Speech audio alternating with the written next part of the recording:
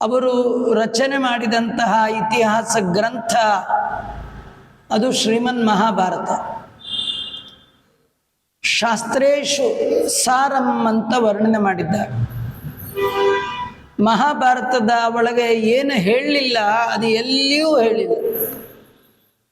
ಉಳಿದೆಲ್ಲ ಕಡೆ ಏನು ಹೇಳಿದ್ದಾರೆ ಆ ಎಲ್ಲ ವಿಷಯಗಳ ಪ್ರಸ್ತಾವನೆ ಮಹಾಭಾರತದಲ್ಲಿ ಬಂದ ಕಾರಣ ಎಲ್ಲ ಶಾಸ್ತ್ರಗಳ ಸಾರ ಯಾವುದು ಅಂದರೆ ಮಹಾಭಾರತ ಅಂತ ಹೇಳ್ತಾ ಇದ್ದಾರೆ.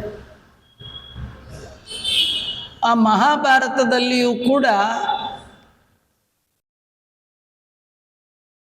ಎರಡು ಪ್ರಸಂಗಗಳು, ಅದು ಮಹಾಭಾರತದ ಸಾರ. ಮಹಾಭಾರತ ಉಳಿದೆಲ್ಲ ಗ್ರಂಥಗಳ ಸಾರ. ಆದರೆ ಮಹಾಭಾರತದ ಸಾರ ಯಾವುದು ಅಂದರೆ ಒಂದು ಭಗವದ್ಗೀತಾ, ಇನ್ನೊಂದು ವಿಷ್ಣು ಸಹಸ್ರನಾಮ. ಆಚಾರ್ಯರು ಜ್ಞೇಯಂ ಪಾಠ್ಯಂಚ ತದ್ವಯಂ ಅಂತ ಹೇಳಿದ್ದಾರೆ. ನಾವು ಜೀವನದಲ್ಲಿ ಏನು ಓದಲಿಲ್ಲ, ಏನು ತಿಳಿಲಿಲ್ಲ, ಏನು ಪಾರಾಯಣ ಮಾಡಲಿಲ್ಲ ಅಂದರೂ ಒಂದನ್ನು ತಿಳಿರಿ, ಒಂದನ್ನು ಪಾರಾಯಣ ಮಾಡಿ. ತಿಳಿಯಬೇಕಾದ ಯಾವುದು ಅಂದರೆ ಭಗವದ್ಗೀತೆ. ಅದು ಶಾಸ್ತ್ರ ಅನ್ನುವ ಹೂವಿನ ಮಕರಂದ. ನಮಗೆ ಹೂವಿಗಿಂತಲೂ ಅದರ ಮಧು, ಅದರ ಸಾರ ಅದು ಬಹಳ ಮುಖ್ಯ. ಅಂತಹ ಗೀತಾ, ಭಗವದ್ಗೀತಾ, ಕೃಷ್ಣ ಪರಮಾತ್ಮ ಅರ್ಜುನನ ನೆಪ ಮಾಡಿಕೊಂಡು 700ಕ್ಕೂ ಮಿಕ್ಕ ಶ್ಲೋಕಗಳಲ್ಲಿ ಯುದ್ಧದ ಸಂದರ್ಭದಲ್ಲಿ ಇಡೀ ಜಗತ್ತಿನ ಮನುಕುಲಕ್ಕೆ ಅವರ ಇಡೀ ಜೀವನದಲ್ಲಿ ಬರಬಹುದಾದ ಸಮಸ್ಯೆಗಳಿಗೆ ಉತ್ತರವನ್ನು ಕೊಟ್ಟಂಥದ್ದು ಶ್ರೀಮದ್ ಭಗವದ್ಗೀತಾ. ಇದನ್ನು ತಿಳ್ಕೊಳ್ಬೇಕು.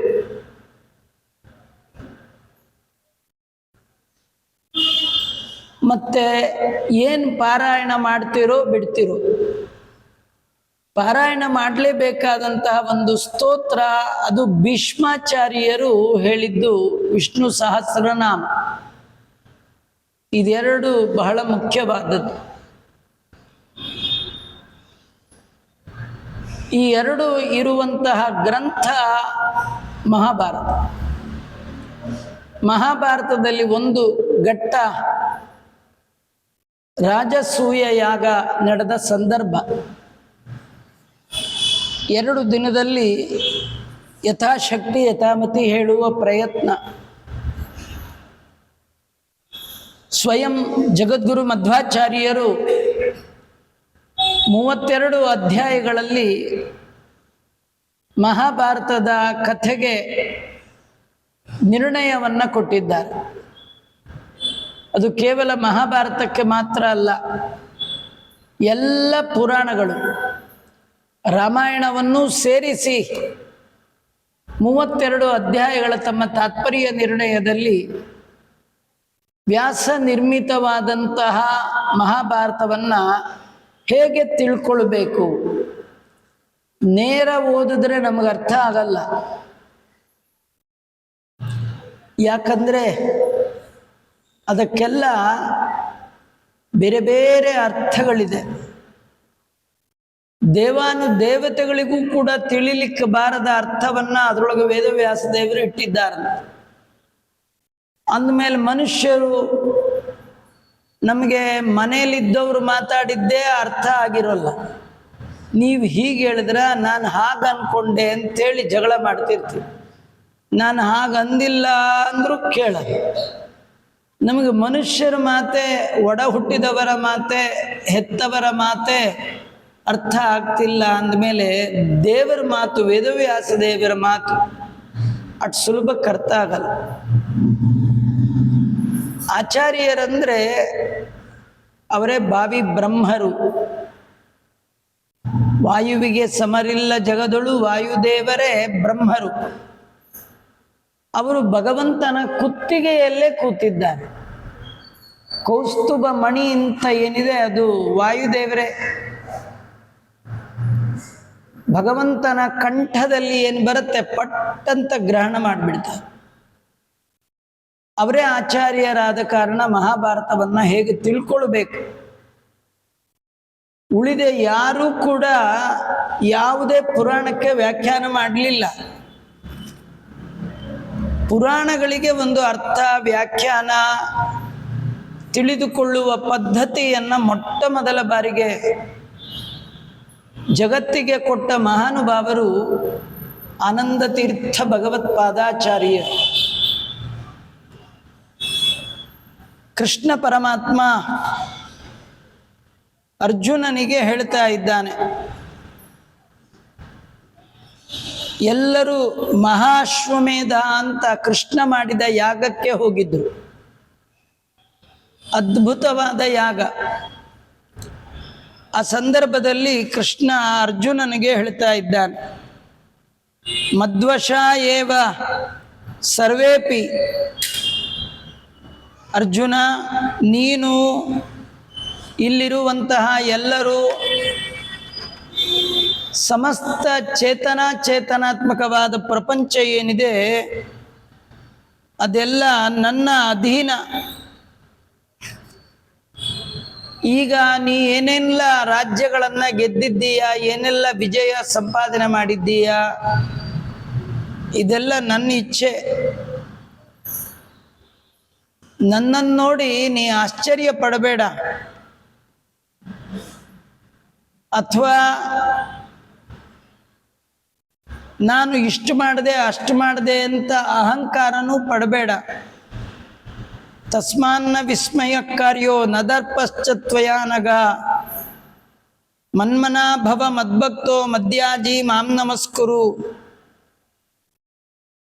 ಮಾಮೇ ವೈಶ್ಯಸಿ ಸತ್ಯಂತೆ ಪ್ರತಿಜಾನಿ ಪ್ರಿಯೋಸಿ ಮೇ ಇತ್ಯುಕ್ತಃ ಪ್ರಣಿಪತ್ಯೇನಂ ಕ್ಷಮಸ್ವೇತ್ಯಾಹ ಫಲ್ಗುಣ. ಯದ್ಯಪಿ ರಾಜಸೂಯಾಗ ನಡೀತು,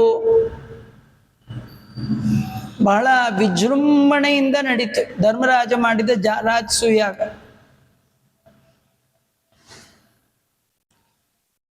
ಅರ್ಜುನ, ಭೀಮ ಇವರೆಲ್ಲ 4 ದಿಕ್ಕಲ್ಲಿ ಹೋಗಿ ಎಲ್ಲ ರಾಜರನ್ನ ಮಣಿಸಿ ಕಪ್ಪ ಕಾಣಿಕೆ ತಂದು ರಾಶಿ ರಾಶಿ ಹಾಕಿ ಅತ್ಯದ್ಭುತವಾದಂತಹ ರಾಜಸೂಯಾಗ ಮಾಡಿದ್ರು. ಆ ಸಂದರ್ಭದಲ್ಲಿ ಕೃಷ್ಣ ಹೇಳ್ತಾನೆ, ಅವನೇ ಅಗ್ರ ಪೂಜೆ ಮಾಡಿಸಿಕೊಂಡವ ರಾಜಸೂಯಾಗದಲ್ಲಿ. ಬಹಳ ಮುಖ್ಯಸ್ಥ ಕೃಷ್ಣ. ಪಾಂಡವರಿಗೆಲ್ಲ ಹೇಳ್ತಾ ಮುಖ್ಯವಾಗಿ ಅರ್ಜುನನಿಗೆ ಹೇಳ್ತಾನೆ, ನಾವು ಭಾರಿ ದೊಡ್ಡ ಪ್ರೋಗ್ರಾಮ್ ಮಾಡಿದ್ವಿ ಅಂತ ಆಶ್ಚರ್ಯ ಪಡಬೇಡ. ನಮ್ಮ ಹಾಗೆ ಯಾರು ಮಾಡ್ತಾರೆ ಅಂತ ಅಹಂಕಾರ ಪಡಬೇಡ. ನನ್ನಲ್ಲಿ ಮನಸ್ಸಿಡು, ನನ್ನಲ್ಲಿ ಭಕ್ತಿ ಮಾಡು, ನನ್ನ ಆರಾಧನೆ ಮಾಡು, ನನ್ನನ್ನು ನಮಸ್ಕಾರ ಮಾಡು. ಇಷ್ಟು ಮಾಡ್ತಾ ಇದ್ದರೆ ನೀ ಖಂಡಿತವಾಗಿ ನನ್ನನ್ನೇ ಹೊಂತೀಯ.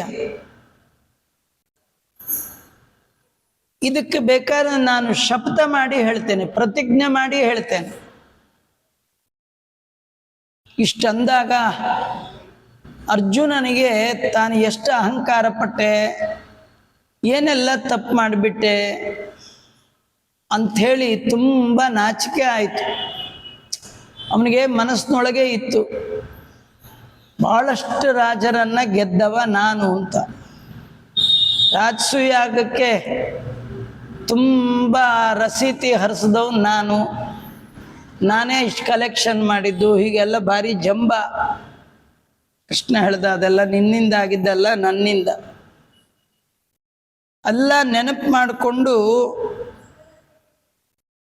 ಅರ್ಜುನ ಕೃಷ್ಣನಿಗೆ ನಮಸ್ಕಾರ ಮಾಡಿ, ಏನೋ ತಪ್ಪಾಗಿದ್ದರೆ ಕ್ಷಮಿಸ್ಬಿಡು ಕೃಷ್ಣ ಅಂತ ಕೇಳ್ಕೊಂಡು ನನ್ನನ್ನು ಕ್ಷಮಿಸು ಅಂತ.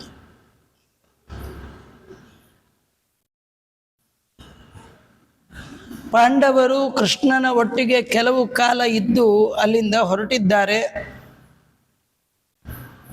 ತತಃ ಕದಾಚಿತ್ ಪ್ರವರೆ ಸಭಾತಲೆ ಧರ್ಮಾತ್ಮಜೋ ರಾಜಭಿರ್ಭ್ರಾತೃಭಿಶ್ಚ ವೃತೋ ನಿಶಮ್ಯೈವ ಸಭಾಸುರಾಣಾಂ ಯಥಾ ಸ್ಥಿತಿರ್ನಾರದಮನ್ವಪೃಚ್ಛತ್. ಮಯನಿಂದ ನಿರ್ಮಿತವಾದಂತಹ ಸಭೆಯಲ್ಲಿ ಧರ್ಮರಾಜ ವಿರಾಜಮಾನನಾಗಿ ಕೂತಿದ್ದ. ಈ ಕೆಳಗಳಲ್ಲಿ ಅವನ ತಮ್ಮಂದಿರು ಕೂತಿದ್ರು. ಅವನು ಈ ಮಯನ ಸಭೆಯ ಬಗ್ಗೆ ಕೇಳಿದ್ದ. ಬಹಳ ಆಶ್ಚರ್ಯಕರವಾದ ಸಭಾ ಮಂಟಪ ಅದು. ಧರ್ಮರಾಜನಿಗೆ ಅನ್ನಿಸ್ತು, ನನ್ನ ಸಭಾ ಮಂಟಪವೇ ಹೀಗಿರೋದಾದ್ರೆ ಇನ್ನ ದಿಕ್ಪಾಲಕರ ಸಭಾ ಮಂಟಪ ಹೇಗಿರಬೇಡ, ದೇವತೆಗಳದು ಕೇಳಿ ತಿಳ್ಕೊಳ್ಬೇಕು ಅಂಥೇಳಿ ಬಹಳ ವಿಚಾರ ಮಾಡುವಾಗ ಅಲ್ಲಿ ನಾರದರು ಬಂದಿದ್ದಾರೆ. ನಾರದರು ಬಂದಾಗ ನಾರದರಲ್ಲಿ ಆ ರೀತಿ ಪ್ರಶ್ನೆ ಮಾಡ್ತಾ ಇದ್ದಾನೆ, ನನಗೆ ದಯಮಾಡಿ ದೇವತೆಗಳ ಸಭಾ ಮಂಟಪ ಹೇಗಿದೆ ವರ್ಣನೆ ಮಾಡ್ರಿ ಅಂತ. 14 ಲೋಕಗಳ ಬಗ್ಗೆ ನಾರದರು ವರ್ಣನೆ ಮಾಡ್ತಾ ಇದ್ದಾರೆ. ಎಲ್ಲ ಲೋಕಗಳು ಸೇರಿದ್ರೆ 50 ಕೋಟಿ ಯೋಜನ ವಿಶಾಲ ಇದೆ ಇದು ಒಟ್ಟು. ಸತ್ಯಲೋಕ, ತಪೋಲೋಕ, ಸ್ವರ್ಲೋಕ, ಮಹರ್ಲೋಕ, ಜನೋಲೋಕ, ತಪೋಲೋಕ ಅಂತ ಇರ್ತಕ್ಕಂಥದ್ದು. ಸತ್ಯಲೋಕ ಅನ್ನೋದೇ ಬ್ರಹ್ಮಲೋಕ, ಅಲ್ಲಿ ಬ್ರಹ್ಮದೇವರು ವಿರಾಜಮಾನರಾಗಿದ್ದಾರೆ. ಅದರ ಮೇಲೆ 2 ಪಟ್ಟು ದೂರದಲ್ಲಿರುವ ಲೋಕವೇ ವೈಕುಂಠ. ತತಶ್ಚ ದ್ವಿಗುಣ ಪ್ರೋಕ್ತ ವಿಷ್ಣು ಲೋಕ ಸನಾತನ. ನೋಡಿ, ಇಲ್ಲಿ ಸನಾತನ ಅಂತ ಬಂತು. ಆ ಲೋಕಕ್ಕೆ ಸನಾತನ ಅಂತ ಕರೀತಾರೆ. ಈ ಸನಾತನ ನಾಶ ಮಾಡಬೇಕು, ಅದು ಮಾಡಬೇಕು ಅಂತೆಲ್ಲ ಹೋಗ್ತಾರೆ. ಹೋಗಕ್ಕಾದ್ರಲ್ವಾ ನಾಶ ಮಾಡಲಿಕ್ಕೆ? ಸತ್ಯಲೋಕದಿಂದ 2 ಪಟ್ಟು ದೂರ ಇದೆಯಂತೆ. ಇವ್ರು ಆ ಕಡೆ ತಿರುಗಿ ಕೂಡ ನೋಡಲ್ಲ, ಹೋಗೋದು ಇಲ್ಲ. ಇವತ್ತು ಯಾರ್ಯಾರು ಸನಾತನ ನಾಶ ಮಾಡಬೇಕು ಅಂತ ಹೊರಟ್ರು ಅವರೆಲ್ಲ ನಾಶ ಆಗೋದ್ರು, ಯಾರು ಉಳಿಲಿಲ್ಲ. ದೇವರ ಹೆಸರೇ ಸನಾತನತಮಃ, ಅವನಿಗೆ ಸನಾತನ ಅಂತ ಹೆಸರು. ದೇವ್ರನ್ನ ನಾಶ ಮಾಡಬೇಕು ಅಂತ ಎಲ್ಲ ದೈತ್ಯರು, ಈಗಿರೋರು ಏನೇನಲ್ಲ ಅವ್ರ ಮುಂದೆ. ಎಷ್ಟು ಜನ ದೈತ್ಯರು ಏನ್ ನೆಲಧೂಳ್ ನೆತ್ತಿಗೆ ಹುಯ್ಕೊಂಡ್ರು, ಏನ್ ಮಾಡಕ್ಕಾಯ್ತು ಅವ್ರ ಕೈಲಿ? ದೇವರ ಒಂದು ಕೂದಲನ್ನು ಅಲಗಾಡಿಸುವ ಸಾಮರ್ಥ್ಯ ಯಾವ ದೈತ್ಯರಿಗಿಲ್ಲ. ಸುಮ್ಮನೆ ಅನ್ನೋದು. ಈ ಲೋಕ ಒಂದಕ್ಕೊಂದು ಆನಂದದಲ್ಲಿ ಕ್ರಮವಾಗಿ 100 ಪಟ್ಟು ಜಾಸ್ತಿ ಇರುತ್ತೆ. ತಪೋಲೋಕದ ಜನಕ್ಕೆ ಏನು ಆನಂದ, ಅದರ ಮೇಲಿರುವಂತಹ ಜನೋಲೋಕದ ಜನರಿಗೆ 100 ಪಟ್ಟು ಆನಂದ ಜಾಸ್ತಿ. ಯಾವಾಗಲೂ ಆನಂದ ಆನಂದ ಆನಂದ. ಹಾಗೆ ನೋಡ್ತಾ ಹೋದರೆ ಬ್ರಹ್ಮಲೋಕದಲ್ಲಿ ಬರೀ ಆನಂದಮಯ. ಅಲ್ಲಿ ಮುಗೀತು ಅಂದ್ರೆ ಸ್ವಯಂ ಭಗವಂತನ ಒಳಗೆ ಲೀನ ಆಗ್ತಕ್ಕಂಥದ್ದು. ಉತ್ತರೋತ್ತರ ಸರ್ವೇ ಸುಖೇ ಶತಗುಣೋತ್ತರ ಅನಂತ ಜನ ಸಂಪೂರ್ಣ. ಎಷ್ಟು ಜನ ಹೋದರೂ ಕೂಡ ಇಲ್ಲಿ ಸೈಟ್ ಇಲ್ಲ, ಜಾಗ ಇಲ್ಲ, ಅಪಾರ್ಟ್ಮೆಂಟ್ ಇಲ್ಲ, ನೀರಿಲ್ಲ, ಯಾವುದೂ ಇಲ್ಲ. ಎಲ್ಲ ಕಡೆ 8 ಜನ ಹೋದರೂ ತಪೋಲೋಕದಲ್ಲಿ ಇರ್ಬೋದು, ಜನೋಲೋಕದಲ್ಲಿ ಇರ್ಬೋದು. ಈ ಲೋಕದಲ್ಲಿ ಅಷ್ಟೇ ರೀ ಪ್ರಾಬ್ಲಮ್. ಅದಕ್ಕೆ ಎಷ್ಟೇ ಪ್ರಾಬ್ಲಮ್ ಇದ್ರೂ ಈ ಲೋಕ ಬಿಟ್ಟು ಬೇರೆ ಲೋಕಕ್ಕೆ ಹೋಗ್ಬೇಕು. ಬೇರೆ ಲೋಕ ಅಂದ್ರೆ ಉತ್ತಮ ಲೋಕಕ್ಕೆ ಹೋಗ್ಬೇಕು, ತಪೋಲೋಕಕ್ಕೆ ಹೋಗ್ಬೇಕು. ಅದಕ್ಕಾಗಿ ಸಾಧನೆ ಮಾಡಬೇಕು. ಎಲ್ಲ ಕಡೆ ಸ್ತ್ರೀ ಪುರುಷರಿಂದ ಕೂಡಿರ್ತಕ್ಕಂಥ ಲೋಕಗಳದು.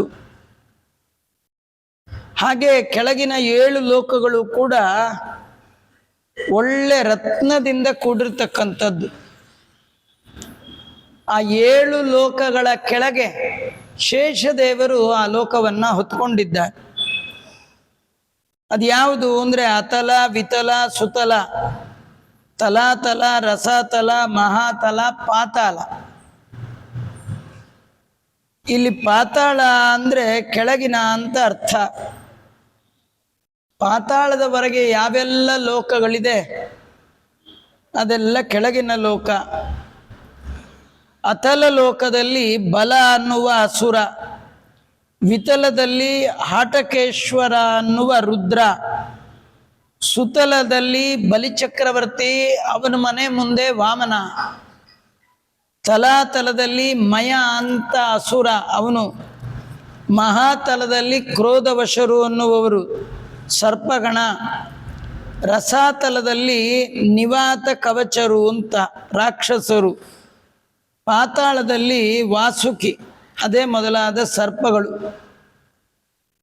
ಸಪ್ತದ್ವೀಪಗಳಲ್ಲಿರುವಂತಹ ಜನ ಬಯಸಿದಾಗ ಈ ಲೋಕಗಳಿಗೆ ಬಂದು ಹೋಗ್ತಾರಂತೆ. ನಮ್ಗೆಲ್ಲ ಇಲ್ಲ, ನಾವೆಲ್ಲ ಹೋಗಲ್ಲ. ನಾವು ಮನ್ಲಿರೋ ಹಳ್ಳದಲ್ಲಿ ಬಿದ್ರೇನೆ ಹೇಳಲ್ಲ, ಇನ್ನು ಪಾತಾಳದಲ್ಲಿ ಬಿದ್ದರೆ ಎಲ್ಲಿ ಹೇಳ್ತೀವಿ? ನಮ್ಗಿಲ್ಲ.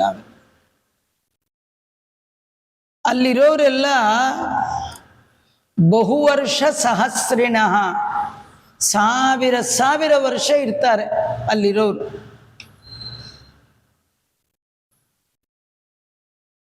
ಈ 14 ಲೋಕವನ್ನು ಹೊತ್ತವ ನಾರಾಯಣ. ಎಲ್ಲ ಮುಕ್ತರಾದವರು ಅವನ ಆರಾಧನೆ ಮಾಡ್ತಾರೆ. ಹೀಗೆಲ್ಲ ನಾರದರು ಹೇಳ್ತಾ ಬಂದರು. ಉಳಿದೆಲ್ಲ ದೇವತೆಗಳು ಬ್ರಹ್ಮದೇವರ ಪರಿವಾರ. ಇಂದ್ರಾದಿ ದೇವತೆಗಳೇ ಬ್ರಹ್ಮದೇವರಿಗೆ ಪರಿವಾರ ದೇವತೆಗಳು. ಇಂದ್ರಾದಿಗಳಿಗೆ ಮುನಿಗಳು, ಹರಿಶ್ಚಂದ್ರ ಇವರೆಲ್ಲ ಪರಿವಾರದವರು.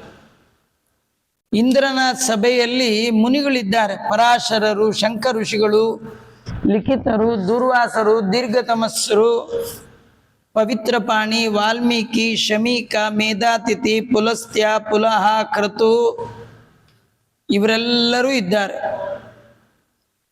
ಅವರ ಮಧ್ಯ ಹರಿಶ್ಚಂದ್ರ ಮಹಾರಾಜನು ಇದ್ದಾನೆ. ಎಲ್ಲ ರಾಜರು ತಮ್ಮ ತಂದೆಯಾದ ಪಾಂಡು ಅವನ ಅನುಯಾಯಿಗಳು ಅಂತ. ಆ ರಾಜರು ಹಾಗೂ ಯಮನಿಂದ ಶ್ರೀರಾಮನ ರೂಪವನ್ನ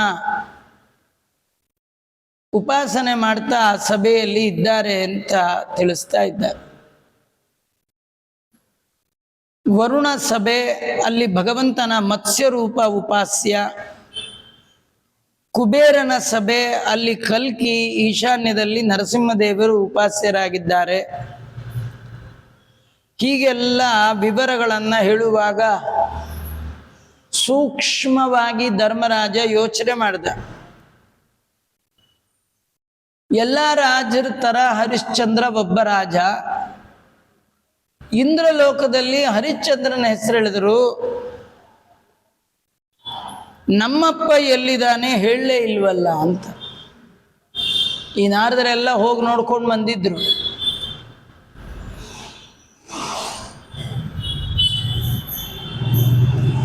ಆಗ ನಾರದರಲ್ಲಿ ಧರ್ಮರಾಜ ಕೇಳ್ತಾ ಇದ್ದಾನೆ,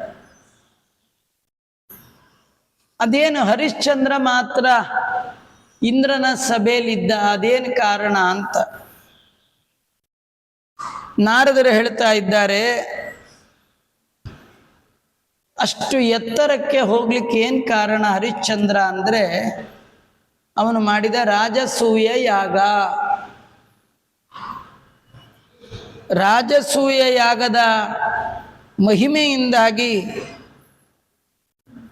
ಅವನಿದ್ದಾನೆ ಅಲ್ಲಿ ಇಂದ್ರನ ಸಭೆಯಲ್ಲಿ.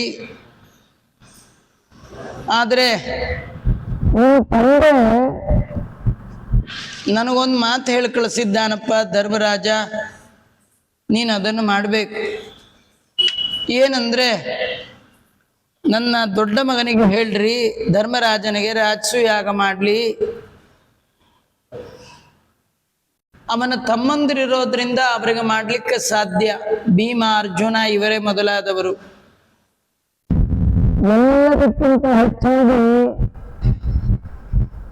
ಅವರಿಗೆ ಕೃಷ್ಣ ಸ್ನೇಹಿತನಾಗಿ ಇರುವಾಗ ಯಾವ ತೊಂದರೆ ಇಲ್ಲ. ರಾಜಸೂಯಾಗ ಮಾಡಬಹುದು. ರಾಜಸೂಯಾಗ ಮಾಡಿದ್ರೆ ನಾವು ಕೂಡ ಎಲ್ಲರೂ ಸಭೆ ಹೋಗ್ಬೋದು ಅಂತ ಅದನ್ನು ಹೇಳಿ ಅಂತ ಅಲ್ಲಿಂದ ಹೇಳಿ ಕಳಿಸಿದ್ದಾರೆ ನಾರದರ ಕೈ. ಇದರ ಕೇಳಿದ್ದೆ ತಡ.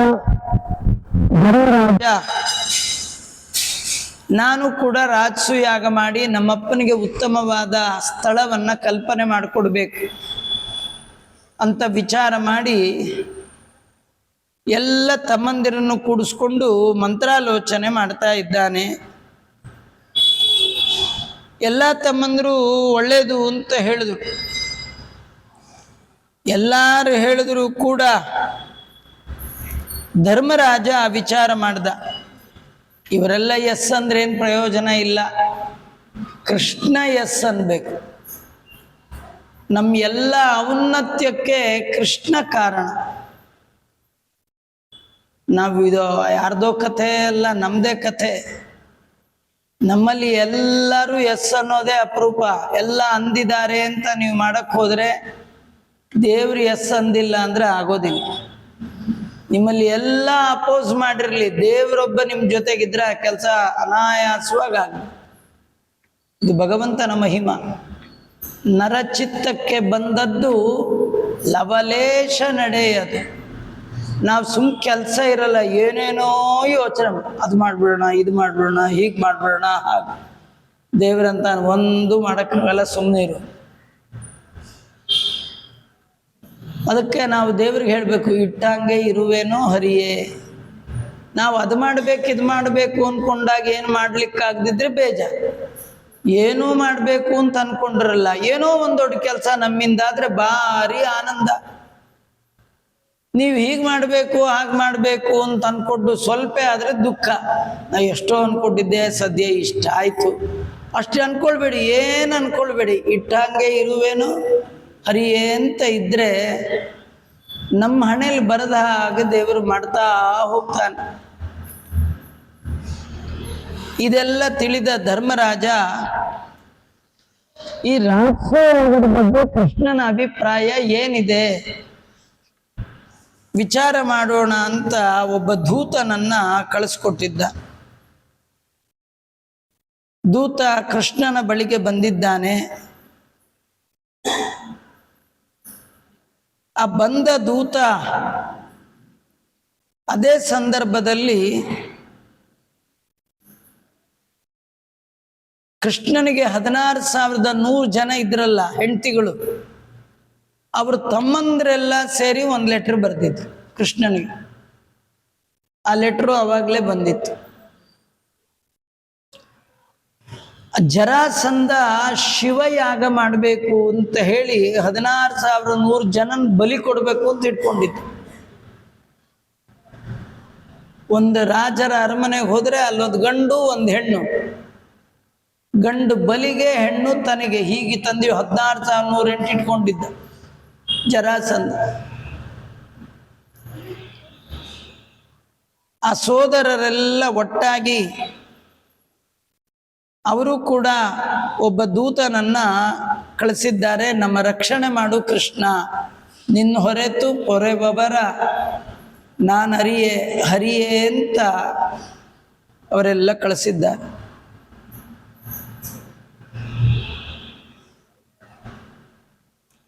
ಆ ಬಂಧಿತರಾದ ಎಲ್ಲ ರಾಜರು ಪ್ರಾರ್ಥನೆ ಮಾಡಿದ್ದಾರೆ,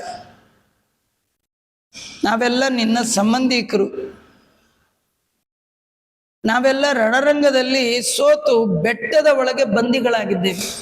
ಒಂದೊಂದು ಬೆಟ್ಟದ ಗುಹೆ ಒಳಗೆ 100-200 ಜನ ಹೀಗೆ ಇಟ್ಬಿಡ್ತಿದ್ದ. ಈ ಥರ ಎಲ್ಲ ಜರಾಸಂಧ ಗೊಳೈಕೊಂಡಿದ್ದ.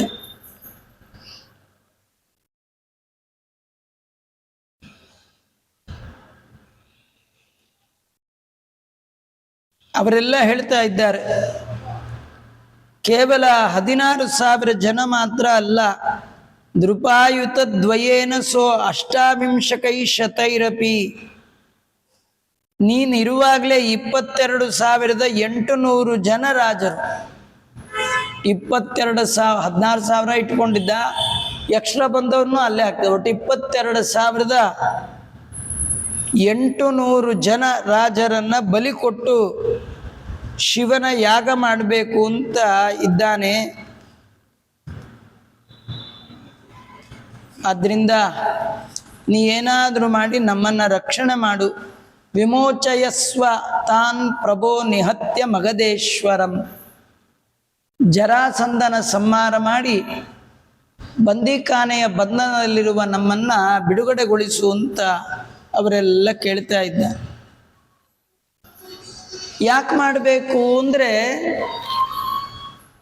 ಅವೈದಿಕ ಮಖಂ ಚ ತಂ ವಿಲುಂಪ ಧರ್ಮಗುಪ್ತೆಯೇ, ಧರ್ಮ ರಕ್ಷಣೆ ಆಗಬೇಕಾದ್ರೆ ಅಧರ್ಮಗಳ ಶಿಕ್ಷೆ ಆಗಬೇಕು. ಸರ್ವೋತ್ತಮನಾದ ನೀನಿರುವಾಗ ಶಿವನಿಗೆ ನರಬಲಿ ಕೊಟ್ಟು ಮಾಡುವಂಥದ್ದು ಏನು ಧರ್ಮ ಇದು?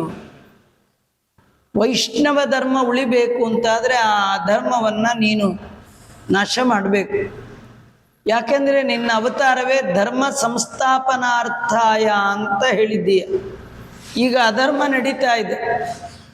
ಅದರಿಂದ ಈ ಅಧರ್ಮದ ಅಭಿಮಾನಿಯಾಗಿ ಜರಾಸಂಧ ಏನಿದ್ದಾನೆ ಅವನನ್ನು ಸಂಹಾರ ಮಾಡಬೇಕು ಅಂತ ಎಲ್ಲರೂ ಕಳಿಸ್ಕೊಟ್ಟಿದ್ದಾರೆ. ಇಲ್ಲಿ ಪಾಂಡವರು ಮಾಡ್ತಾ ಇರಬೇಕಾಗಿರೋದು ರಾಜಸೂಯ ಅಶ್ವಮೇಧ. ರಾಜರನ್ನ ಸೂಯ ಅಂದರೆ ಮರ್ದನ ಮಾಡಿ ವಿಷ್ಣುವಿಗೆ ಸಂಬಂಧಪಟ್ಟಂತೆ ಯಜ್ಞವನ್ನ ಮಾಡ್ತಕ್ಕಂಥದ್ದು. ಅವನು ಯಜ್ಞ ಮಾಡಬೇಕು ಅನ್ಕೊಂಡಿದ್ದಾನೆ ಜರಾಸಂಧ. ಅವನು 22,800 ಜನನ ಕತ್ತರಿಸಿ ಹೋಮ ಮಾಡಬೇಕು ಅಂತಿದ್ದ. ಯಾರಿಗೆ? ಶಿವನಿಗೆ ಕೊಟ್ಟಬೇಕು ಬಲಿ ಅಂತ. ಇದು ಅಧರ್ಮ. ಯಾರು ವಿಷ್ಣು ಯಾಗಕ್ಕೆ ಕೈ ಎತ್ತಿ ದಾನ ಮಾಡ್ತಾರೆ ಅವ್ರಿಗೆ ರಕ್ಷಣೆ ಮಾಡಬೇಕು. ಯಾರು ಟ್ಯಾಕ್ಸ್ ಕಟ್ಟಲ್ಲ ಅವ್ರನ್ನೂ ಒಳಗೆ ಹಾಕ್ಬೇಕಷ್ಟೇ ವಿನ ಟ್ಯಾಕ್ಸ್ ಕಟ್ಟೋರ್ನು ಒಳಗೆ ಹಾಕ್ಬಿಟ್ರೆ ಭಗವಂತನಿಗೆ ಸಲ್ಲಬೇಕಾದ್ದನ್ನು ಯಾರು ಸಲ್ಲಿಸ್ತಾರೆ ಅವರು ಸಜ್ಜನ, ಅವರನ್ನ ರಕ್ಷಣೆ ಮಾಡಬೇಕು. ಅವೈದಿಕ ಮಖಂಚ ತಂ ವಿಲುಂಪ ಧರ್ಮಗುಪ್ತೆಯೇ, ಅದರಿಂದ ನೀನೇನಾದ್ರೂ ಮಾಡಿ ಧರ್ಮದ ರಕ್ಷಣೆ ಮಾಡಬೇಕು ಅಂತ ಕೇಳ್ತಾ ಇದ್ದಾರೆ. ಅದೇ ಸಂದರ್ಭದಲ್ಲಿ ಧರ್ಮರಾಜನ ಸಾರಥಿಯು ಬಂದಿದ್ದಾನೆ. ಒಂದು ಕಡೆ ಕೃಷ್ಣನಿಗೆ ತಾನು ಮದುವೆ ಆದ ಹೆಣ್ಣು ಮಕ್ಕಳ ಬಾಂಧವರ ಪ್ರಾರ್ಥನೆ, ಮತ್ತೊಂದು ಕಡೆ ರಾಜಸೂಯ ಯಾಗದ ಆಹ್ವಾನ. ಇದರಲ್ಲಿ ಯಾವುದು ಮೊದಲು ನಡೆಸೋದು? ಮೊದಲು ರಾಜಸೂಯ ಯಾಗ ಮಾಡಿಸ್ಲಾ, ಮೊದಲು ಅವ್ರನ್ನೆಲ್ಲ ಬಿಡುಗಡೆ ಮಾಡ್ಲಾ ಅಂತ ವಿಚಾರ ಮಾಡ್ದ. ತನ್ನ ಕಡೆಯವ್ರನ್ನೆಲ್ಲ ಕೇಳ್ದ. ಉದ್ದವಾದಿಗಳೆಲ್ಲ ಯಾದವರು ಬೇರೆ ಬೇರೆ ಅಭಿಪ್ರಾಯ ಕೊಟ್ಟರು. ಕೃಷ್ಣ ಹೇಳ್ತಾ ಇದ್ದಾನೆ, ಪಾಂಡವರು ನಾವು ಹೋಗ್ಬೇಕಾದ್ರೆ ಅವರು ಮಾಡ್ಬೇಕು. ಅಂಗವಾಗಿ ಎಲ್ಲ ರಾಜರನ್ನ ಜಯಿಸ್ಬೇಕು. ಅಲ್ಲಿಗೆ ಹೋದ್ರೆ ಜರಾಸಂಧನ್ನ ಜಯಿಸೋದಲ್ಲ, ಸಂಹಾರ ಮಾಡಿಯೇ ಈ 22,800 ಜನನ್ನ ಬಿಡುಗಡೆ ಮಾಡ್ಬೋದು. ಒಂದೇ ಕೆಲಸ, 2 ಕಾರ್ಯ ಮುಗಿದೋಗುತ್ತೆ. ಅದರಿಂದ ಪಾಂಡವರ ಹತ್ರ ಹೋಗೋದೇ ಒಳ್ಳೆಯದು ಮೊದಲು ಅಂತ ಕೃಷ್ಣ ಪಾಂಡವರ ಆಹ್ವಾನವನ್ನ ಮನ್ನಿಸಿ ರಾಜಸೂಯಾಗ ಮಾಡಲಿಕ್ಕೆ ತಂದೇನು ಅಭಿಪ್ರಾಯ ಅಂತ ಹೇಳಲಿಕ್ಕೆ ಧರ್ಮರಾಜನ ಬಳಿಗೆ ಹೋಗಿದ್ದ. ಕೃಷ್ಣನಿಗೆ ನಾವು ಹೇಳುವಾಗ ಯತ್ರ ಯೋಗೇಶ್ವರ ಕೃಷ್ಣ ಅಂತೀವಿ. ಯೋಗ ಅಂದರೆ ಉಪಾಯ. ನೋಡಿ ಎಂಥ ಉಪಾಯ ಮಾಡ್ದ. ಕೃಷ್ಣನ ಹತ್ರ ಇಬ್ರು ಬಂದಿದ್ದು. ಒಂದು ಹೆಂಡತಿಯ ತಮ್ಮಂದಿರ ಕಡೆ ದೂತ ಬಂದಿದ್ದ, ಇನ್ನೊಂದು ಧರ್ಮರಾಜನ ಸಾರಥಿ. ಧರ್ಮರಾಜಂದೇನು, ರಾಜಸು ಯಾಗ ಮಾಡಬೇಕು, ನಿನ್ನ ಅಭಿಪ್ರಾಯ ಏನು? ಅವ್ರದ್ದೆಲ್ಲ ಏನು ಪತ್ರದ ಸಂದೇಶ, ನಮ್ಮನ್ನು ಕೂಡ ಹಾಕಿದ್ದಾನೆ, ಕೊಲ್ತಾನೆ, ನೀನು ದಯಮಾಡಿ ಅವನನ್ನು ಸಂಹಾರ ಮಾಡಬೇಕು. ಕೃಷ್ಣ ಏನು ಮಾಡ್ದ, ಪಾಂಡವರ ಕೈಯಲ್ಲಿ ರಾಜಸು ಯಾಗ ಮಾಡುವಾಗ ಎಲ್ಲ ರಾಜರನ್ನ ಗೆಲ್ಲಬೇಕು, ಗೆದ್ದೇ ಮಾಡಬೇಕು, ಕುದುರೆ ಒಳಗೆ ಬರೆದು ಕಳಿಸ್ಬೇಕು. ಆ ಕುದುರೆನ ಯಾರು ಹಿಡಿತಾರೆ ಅವರು ಯುದ್ಧ ಮಾಡಬೇಕು. ಹಿಡಿದೆ ಕಪ್ಪ ಕಾಣಿಕೆ ಕೊಟ್ಟರೆ ಏನು ಮಾಡಬೇಕಾದಿಲ್ಲ. ಹೀಗೆ ಕಾರ್ಯಕ್ರಮ. ಕೃಷ್ಣ ಏನು ಮಾಡ್ದ, ಧರ್ಮರಾಜನ ಸಭೆಗೆ ಹೋಗಿ ಧರ್ಮರಾಜನಿಗೆ ಹೇಳಿ ಯುದ್ಧ ಮಾಡುವ ಪ್ರಸಂಗದಲ್ಲಿ ಜರಾಸಂಧನ್ನು ಅದರೊಳಗೆ ಸೇರಿಸಿ ಮುಗಿಸ್ಬಿಟ್ರು. ಇದು ಯೋಗ ಉಪಾಯ. ಯತ್ರ ಯೋಗೇಶ್ವರ ಕೃಷ್ಣೋ ಯತ್ರ ಪಾರ್ಥೋ ಧನುರ್ಧರ.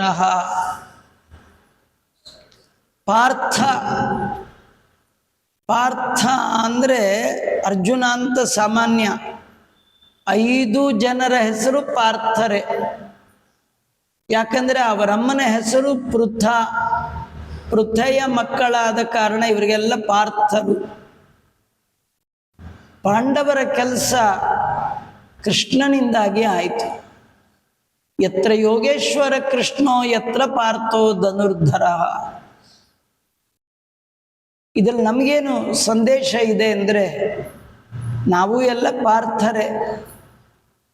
ಇರೋವರೆಗೂ ಯಾರು ಹೇಳಲ್ಲ ನೀವು ಪಾರ್ಥನೆ ಅಂತ. ಹೋದ್ಮೇಲೆ ಏನಂತಾರೆ, ಪಾರ್ಥಿವ ಅಂತ. ಮೊದಲು ಪಾರ್ಥ, ಈಗ ಪಾರ್ಥಿವ. ನಾವು ಸಂಸಾರ ಅನ್ನುವ ರಣರಂಗದಲ್ಲಿ ಗೆಲ್ಲಬೇಕು ಅಂತ ಇದ್ರೆ ಆ ಪಾರ್ಥ ಮಾಡಿಕೊಂಡಂತೆ ನಮ್ಮ ಜೀವನದ ಸಾರಥಿಯನ್ನ ಭಗವಂತನ ಮಾಡ್ಕೊಳ್ಬೇಕು.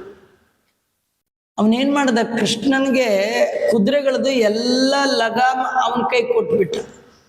ಹೇಗೆ ನಡೆಸುವಿ ಹಾಗೆ ನಡೆಕೊಂಬೆ ಸ್ವಾಮಿ.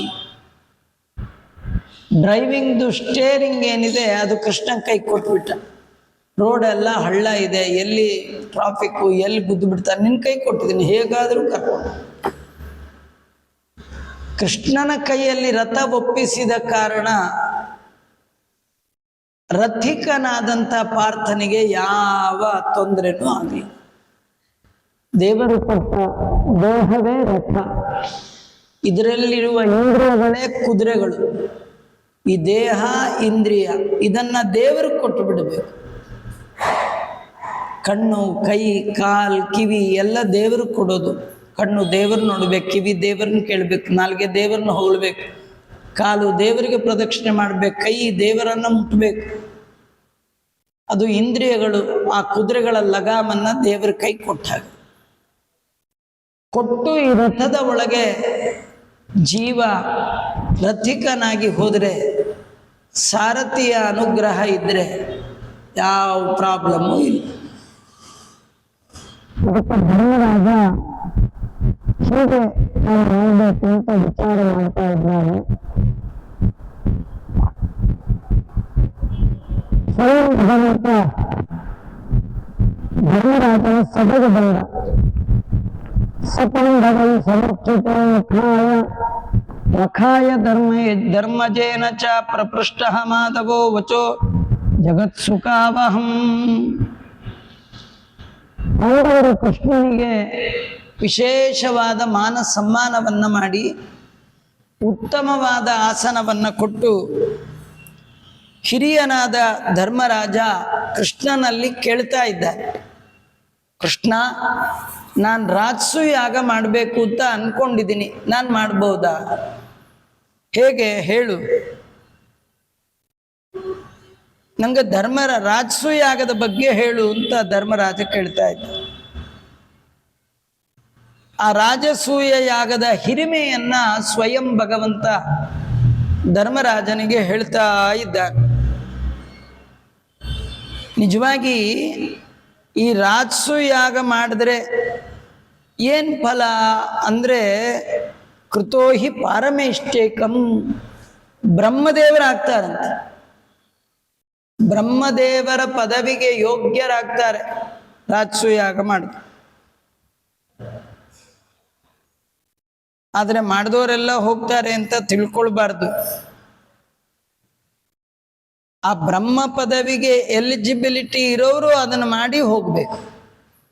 ಎಲಿಜಿಬಿಲಿಟಿ ಇಲ್ಲ ಮಾಡಿದ್ಯಾ ಅಂದ್ರೆ ಅದಕ್ಕೆ ಬೆಲೆನೇ ಇಲ್ಲ.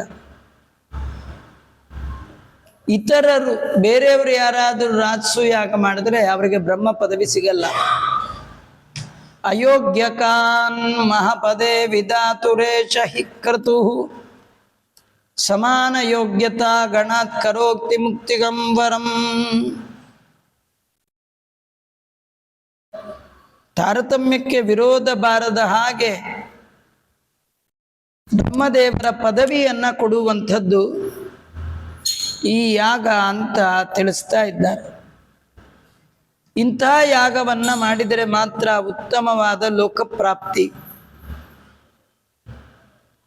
ಈ ಯಾಗ ಮಾಡಿದ್ರಿಂದಲೇ ಹರಿಶ್ಚಂದ್ರ ಉಳಿದೆಲ್ಲ ರಾಜರಿಗಿಂತ ಮಿಗಿಲಾಗಿ ಇಂದ್ರನ ಸಭೆಯಲ್ಲಿ ವಿರಾಜಮಾನನಾಗಿದ್ದಾನೆ.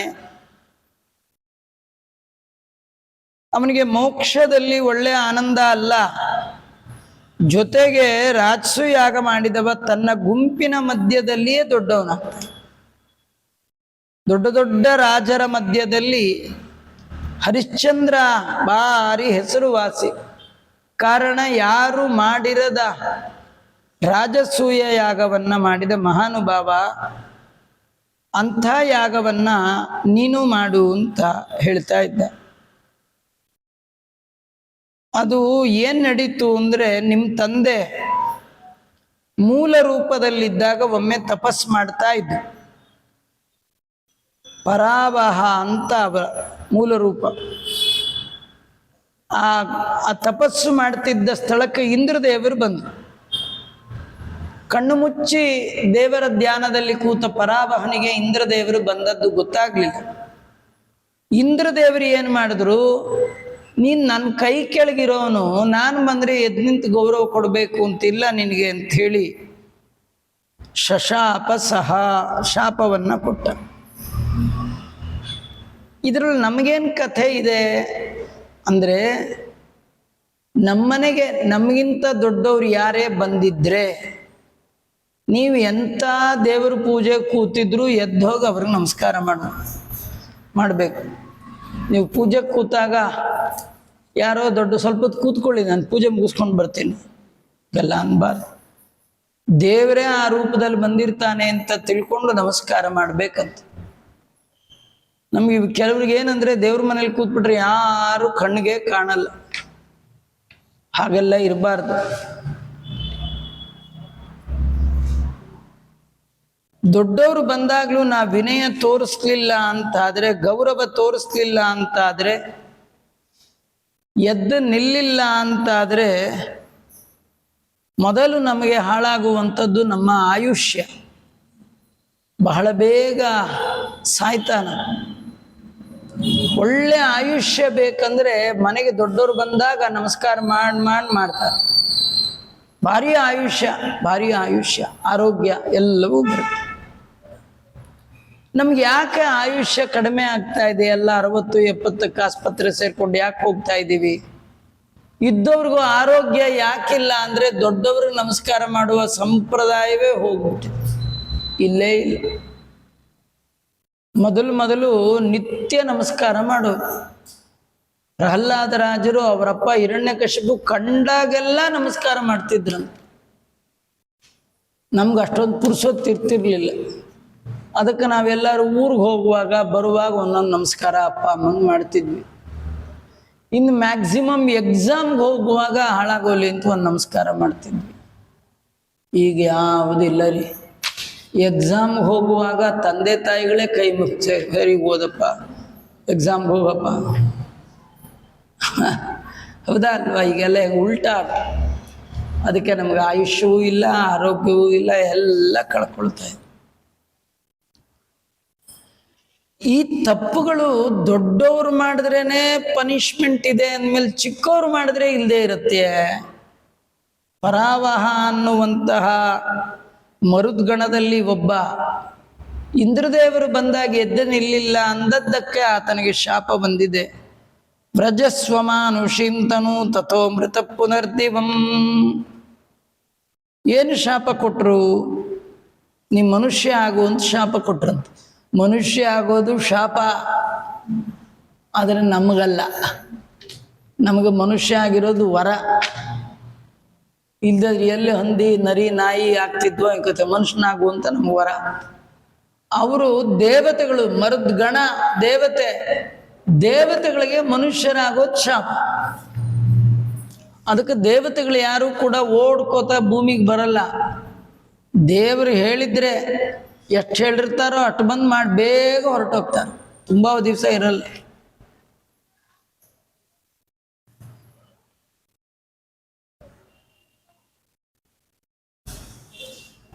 ಅತಸ್ಸು ಕಾರ್ಯ ಏವತೆ ಯುಧಿಷ್ಠಿರ ಕೃತೂನುತ್ತಮ.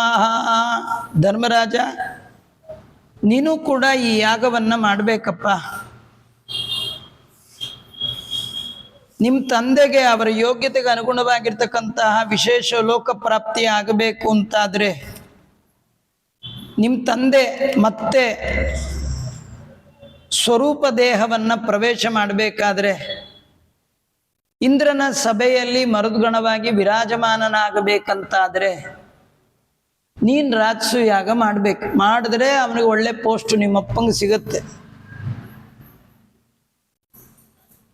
ಅದ್ಯಾಕೆ? ಯಾಕಂದ್ರೆ ಶಾಪ ಕೊಟ್ರಲ್ಲ ಇಂದ್ರದೇವರು, ಅವರಲ್ಲಿ ಈ ಮರುದ್ಗಣ ಮತ್ತೆ ಪ್ರಾರ್ಥನೆ ಮಾಡಿದ, ಅಲ್ಲ ನಾನು ಮನುಷ್ಯನೋ ಆಗ್ತೇನೆ, ಮರಳಿ ಇದೇ ದೇಹ ನಂಗೆ ಬರ್ಬೇಕಾದ್ರೆ, ದೇವತಾ ದೇಹ ಬರ್ಬೇಕಾದ್ರೆ ಏನ್ ಮಾಡ್ಬೇಕು? ಇಂದ್ರದೇವರು ಹೇಳಿದ್ರು, ನೀನ್ ರಾಜಸು ಯಾಗ ಮಾಡಿದ್ರೆ ಮತ್ತೆ ನಿನ್ನ ಸ್ವರೂಪ ದೇಹ ಹೊಂತೀಯ, ಅಷ್ಟೇ ಅಲ್ಲ ಹರಿಶ್ಚಂದ್ರನ್ಗಿಂತೂ ಮೇಲೆ ಹೋಗ್ತೀಯ ಅಂತ.